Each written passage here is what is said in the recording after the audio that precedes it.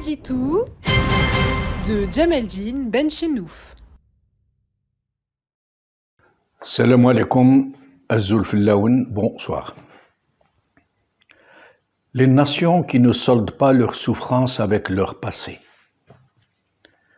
qui ne réparent pas les injustices commises sur les plus faibles, les nations qui se laissent subjuguer par les plus retors parmi leurs citoyens, dont les foules grouillantes se laissent engraisser comme autant de bétail en échange de leur soumission et de leur connivence. Ces nations ne pourront jamais atteindre à une vraie fierté d'être. Elles ne pourront jamais être dignes des sacrifices qui ont été consentis pour elles, par ceux et celles qui se sont dévoués, qui lui ont sacrifié jusqu'à leur vie.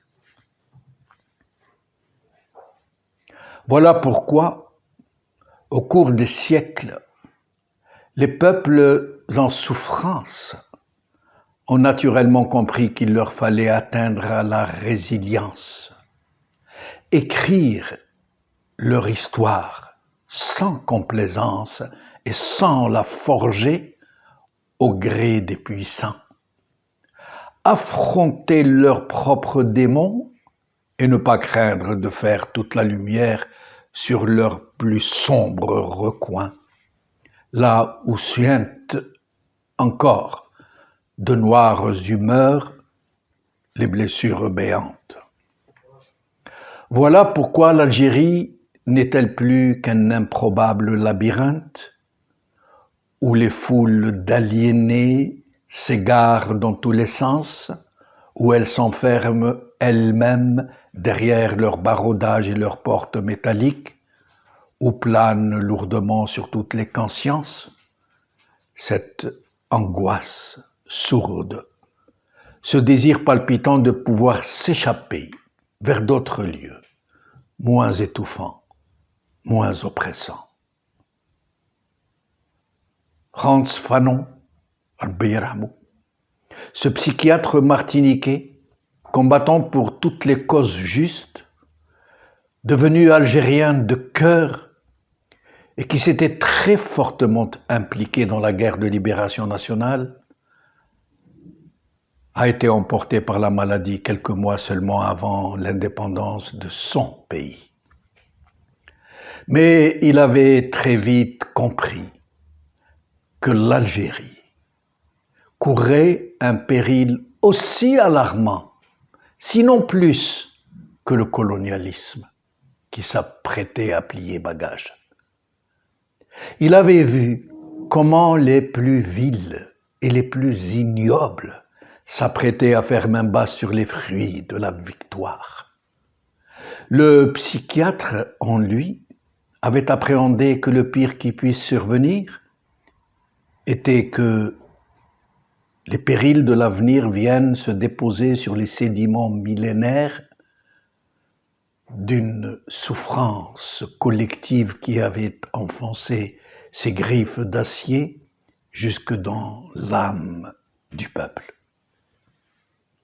Psychiatre lumineux et révolutionnaire convaincu, il ne pouvait ignorer que les déviations de l'avenir viendraient aggraver les blessures du passé, que la résilience est consubstantielle à la libération.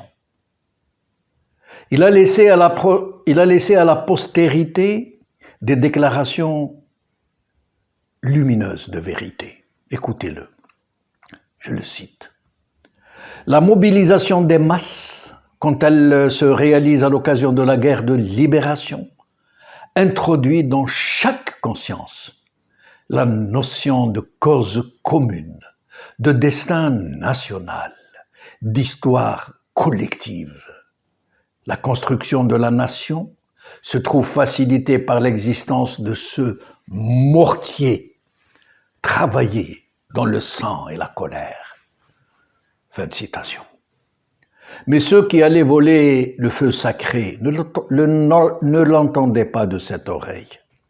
Ils étaient étourdis par leur propre victoire, leur propre et piètre victoire sur leurs propres frères qu'ils avaient écartés du pouvoir et dont ils allaient s'atteler à falsifier l'histoire pour qu'il ne leur fasse plus d'ombre.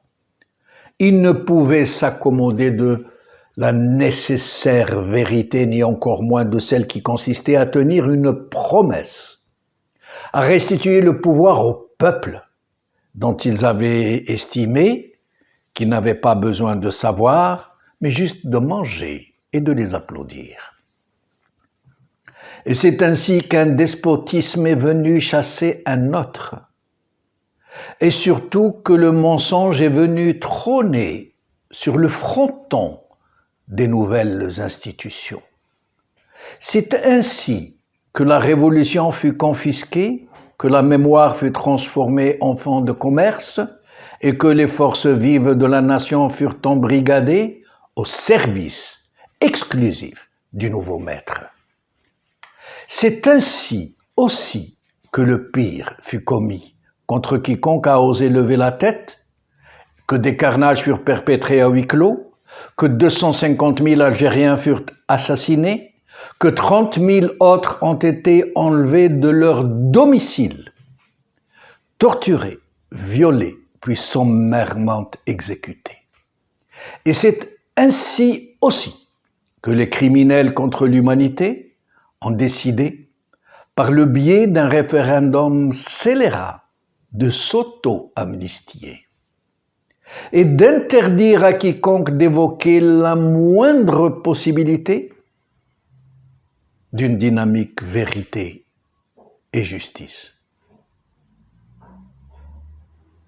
Et c'est ainsi aussi que derrière le clinquant d'une prospérité illusoire et de discours tonitruants, que tout un peuple est mené vers les oubliettes de l'histoire, là où la vérité est enterrée vive. Raoul Akhar.